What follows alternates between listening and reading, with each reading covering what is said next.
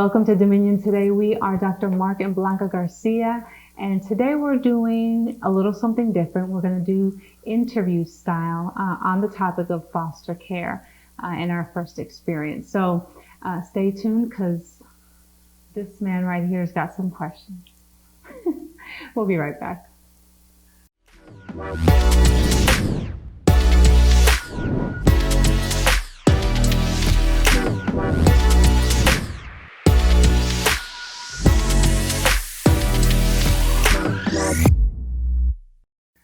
Hey guys, welcome back to Dominion today. It's always a pleasure to have you guys with us. Last episode, she had the wonderful opportunity of interviewing me. Now I have the wonderful opportunity to return the favor. As we always share with you guys, and we always try to make it clear to you guys that, we wear our heart on our sleeve. And so we try to be very transparent. And the goal of this is not to become an expert in sharing what we're sharing, but really to let you know our personal experience and be very transparent with you and clear about what we've learned in the process of this whole foster care, foster parenting process that we've gone through thus far. And so one of the questions, Blanca, I had for you that I want to pose to you is that, in one of the episodes we talked about the process and the talks that we've had, and you actually mentioned one of the conversations that you kind of sparked in North Carolina, but you realized that I wasn't ready. I want to kind of ask, how did you feel when you realized that I wasn't ready? That's a great question. And very honestly and very frankly, it kind of felt like someone slapped my hand. And I didn't take it personal because I knew, again, where our family was at that time. I know that we've talked about it before, but, we were new in town, new in ministry, where our son was on the verge of teenagehood. He was going through a lot of changes.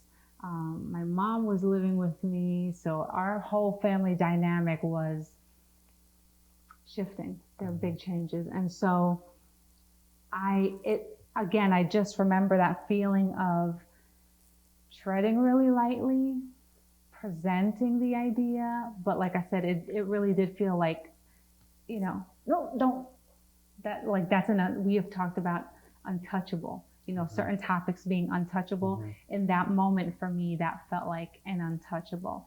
And I just kind of quickly backed away. And you didn't back away that far because we were in bed. Yeah.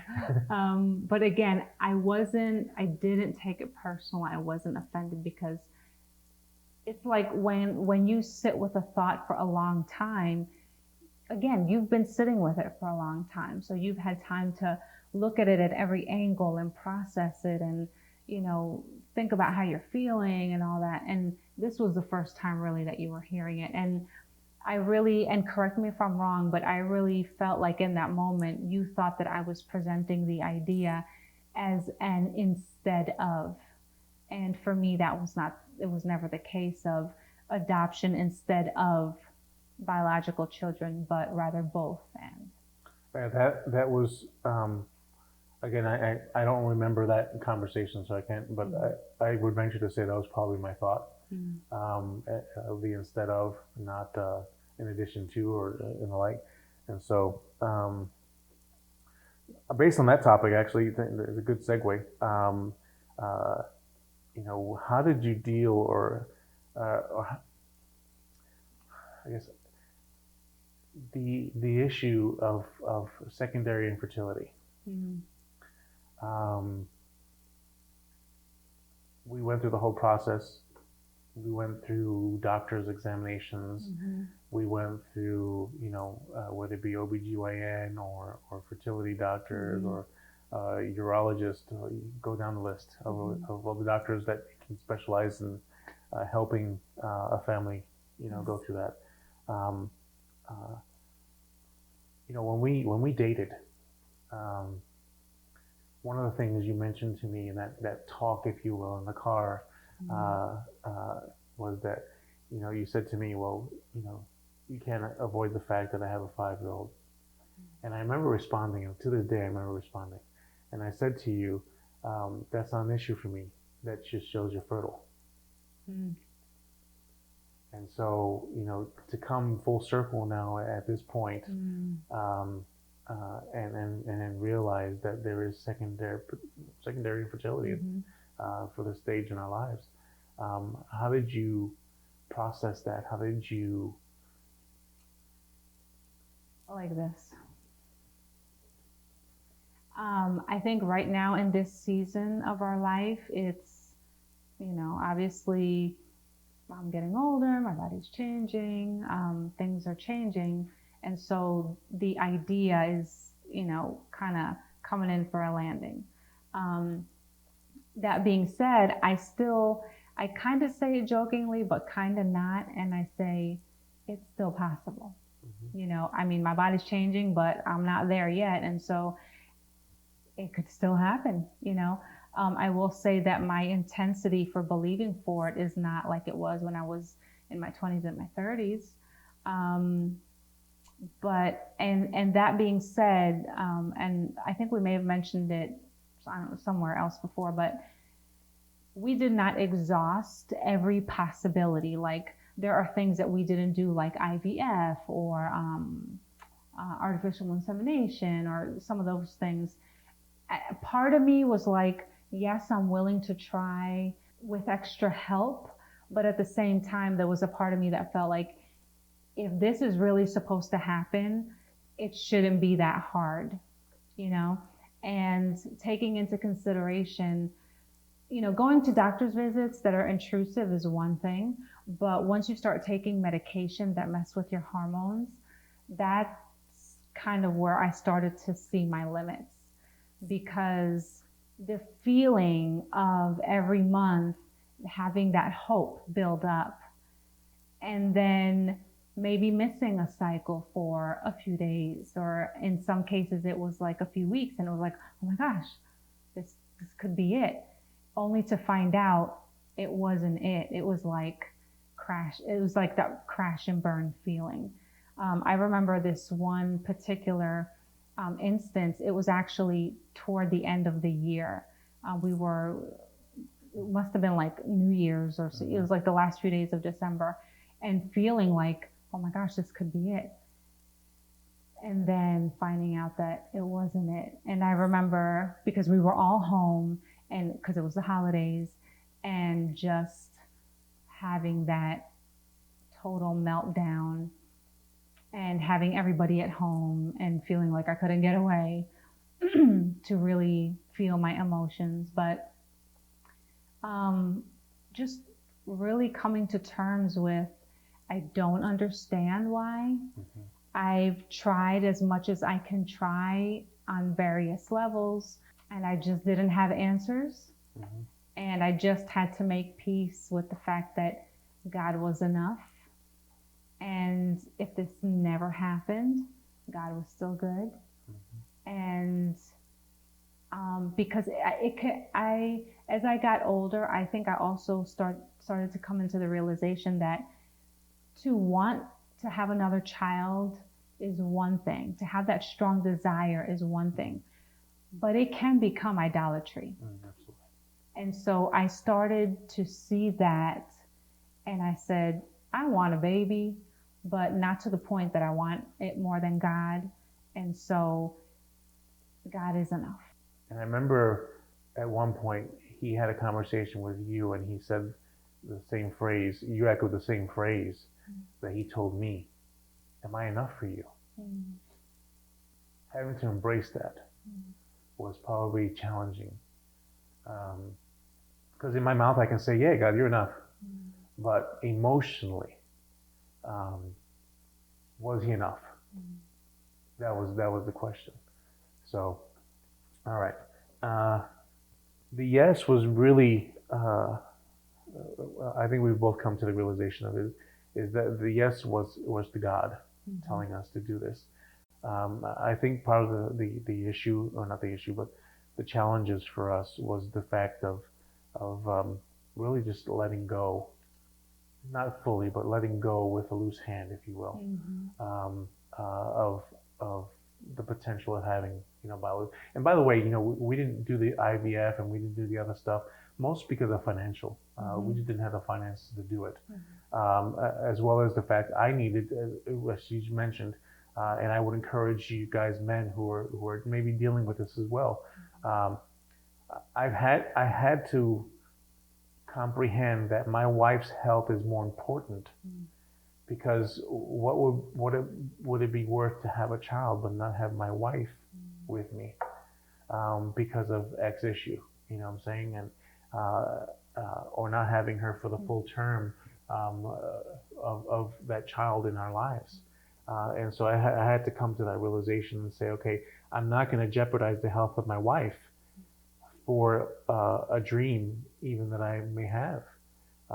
And so that had to come to the end right then and there. And so our saying yes to God, and letting go with the loose hand, the other option, if you will. What was it, did you have any challenges with saying yes to God? Oh yeah, because I questioned if it was God. Like we talked about the concert and how we felt and just this pull and tug on our hearts. And I wasn't even looking for answers in this area. And I just felt like God kept sending something, sending a clue, a hint, something on TV, something I read, something on the radio. And I just remember just saying, God, like, is this you? Is this what you want? And I remember close to the end time of us being in North Carolina, I was sitting in a parking lot. I can't remember what I was doing, but I was by myself. I'm sitting in a parking lot. I'm listening to a radio program, and I am, just listening to, I think they were interviewing Lisa Turkhurst, and she brought up adoption. And I had this moment of, oh my God, is this you, God? Is this what you're saying? And he really, really gently said, how many times do I have to tell you? And I was just like, to me, that just sealed it. We're going to go on break and be right back, and we're going to continue this discussion from the heart. Yeah.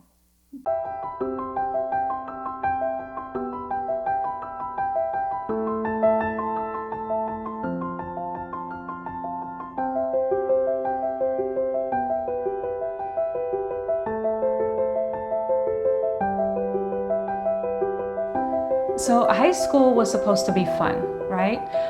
What I personally didn't anticipate was any type of rejection, and maybe right now things are not turning out the way that you expected. At the age of 17, I found myself in love for the first time. When it's toxic, it's good, and then it's toxic, that's called dating violence. I found out that I was pregnant. I was homeless, and from chaos, that faint plus sign turned into a sign of hope for me. Maybe Unplanned is a book I wrote really for the 17-year-old me. Remember that life is not over. It's only going to be different than you imagined it.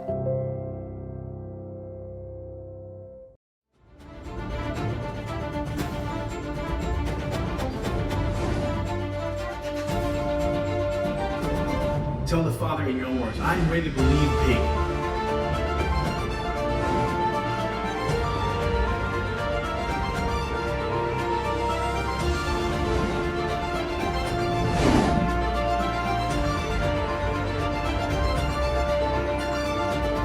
The definition of prosperity is the condition of being successful or thriving.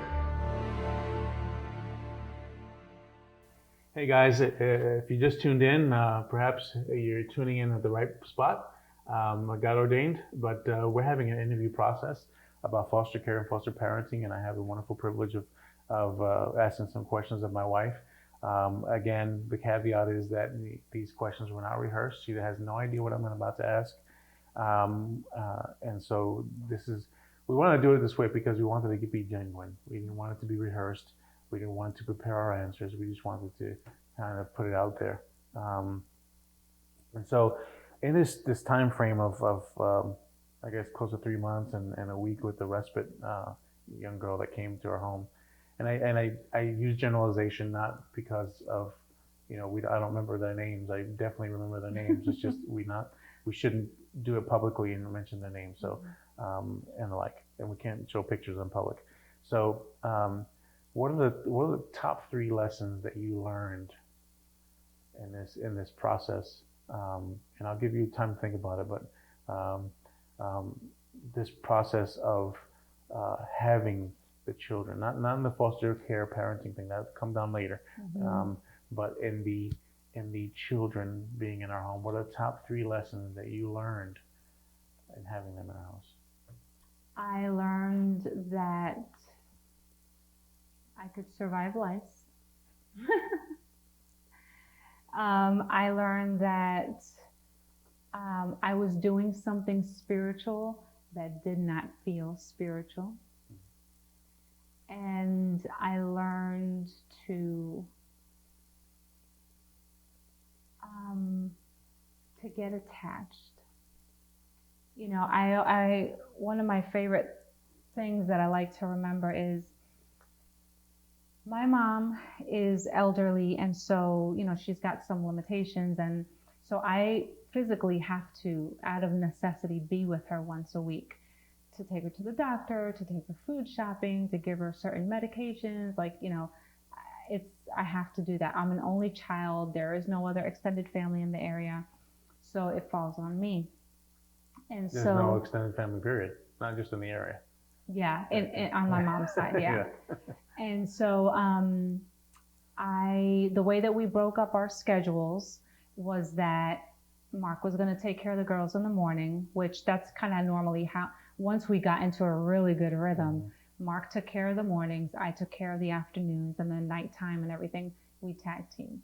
So on Thursday afternoons, I would take the girls to my mom, and again, out of necessity, we just had to keep that going. And it was good for the girls to get out of the house, and it was good for my mom to have these little ones with her. And so I remember I didn't know how she was going to act initially, and I was wondering that myself, by the way. Yeah, how was she going to react? Yeah, my mom can be a little finicky. Yeah. We couldn't even get in the door, and she wanted to hug them and kiss them and tell them I love you. And I'm thinking, you don't even know these girls. But can I tell you, it was so genuine. I mean, only God can do that. That only comes from a love that God deposits in your heart. And so that was on a Thursday night. So the girls came to us on a Friday night.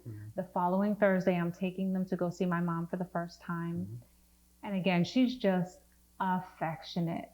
And I think at the time, my mom even knew that they had lice. She could care less. She was all about these girls. So I remember the next day when I'm tucking these girls, well, you would tuck one in, I would tuck in the other. And so when I was tucking in the older sister, and, we're going through this nighttime, encouragement and thoughts, and just thinking, okay, it's Friday night, so that means today is 1 week that they've been in our house. And I remember as I'm tucking her in, I'm thinking, had it not been for my mom, they would have gone a full week of not hearing, I love you. And that broke me. And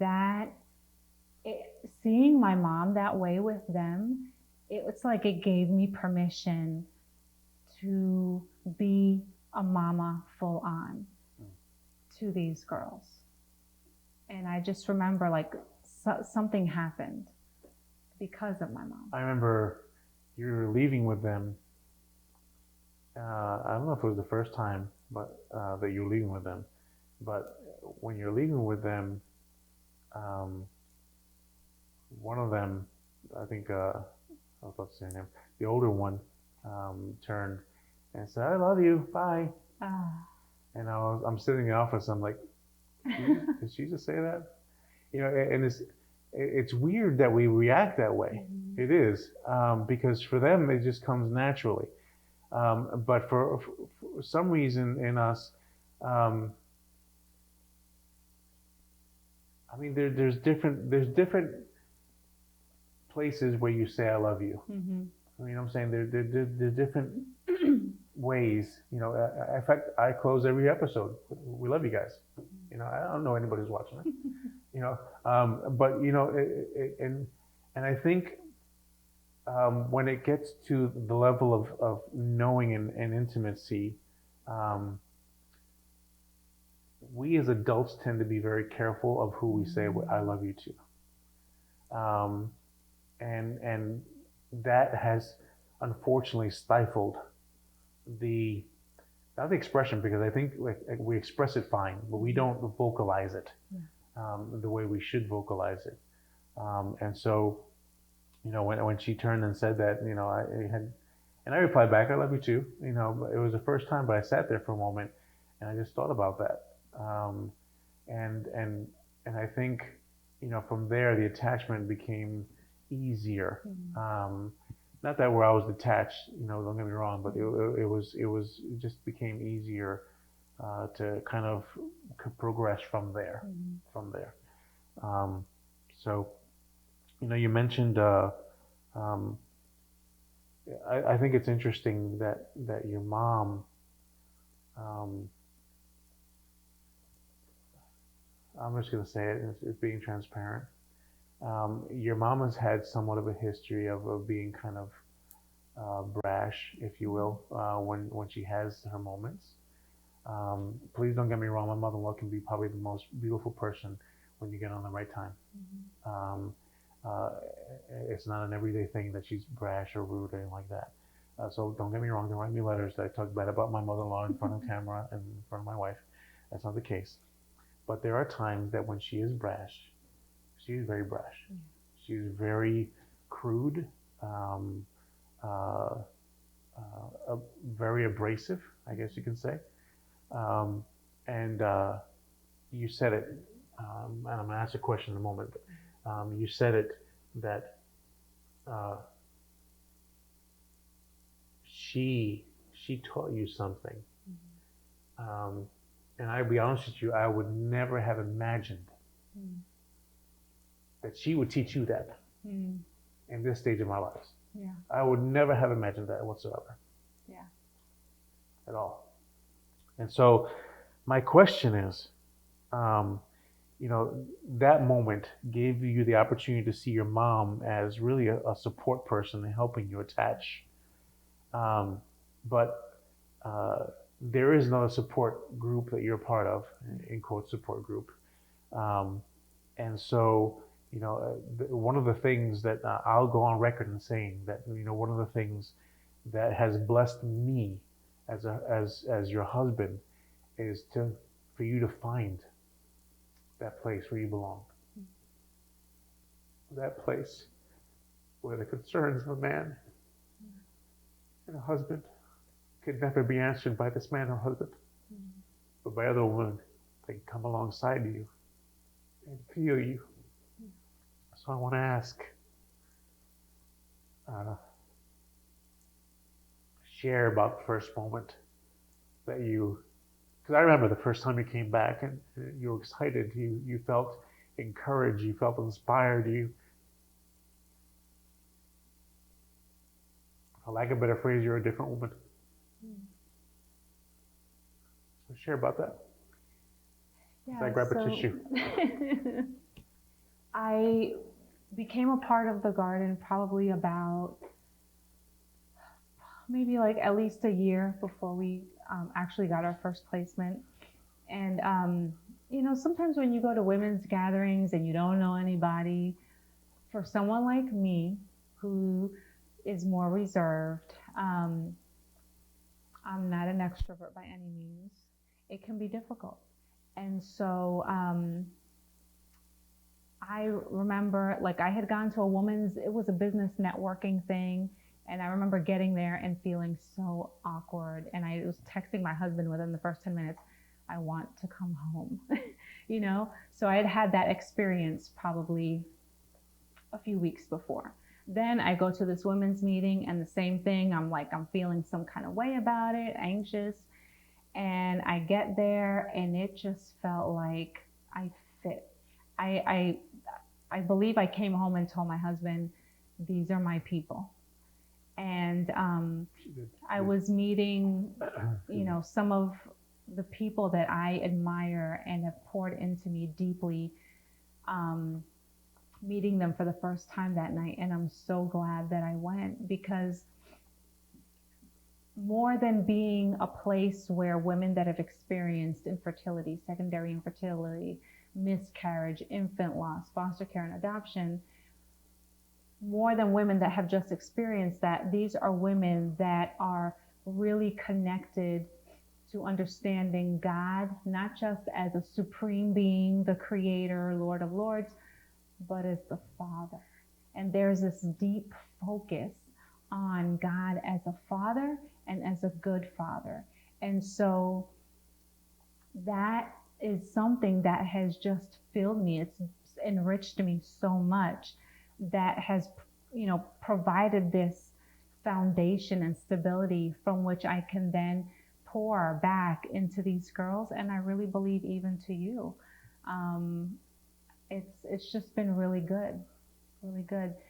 We are out of time. Wow. I can't give you the 30 seconds, but I'll give you what's left. I mean, we Go ahead and hope, look at this camera and speak to that person. yeah, we just hope and pray that you have received so much. Maybe not exactly the answers that you were looking for, but at least something to spark a conversation between you and God, your Heavenly Father. So if you have any questions, please feel free to contact us. If you want more information about the garden, I would love to share that with you. So until next time, as we stay here I was going to say at the garden. God has created you for me and today. We love you.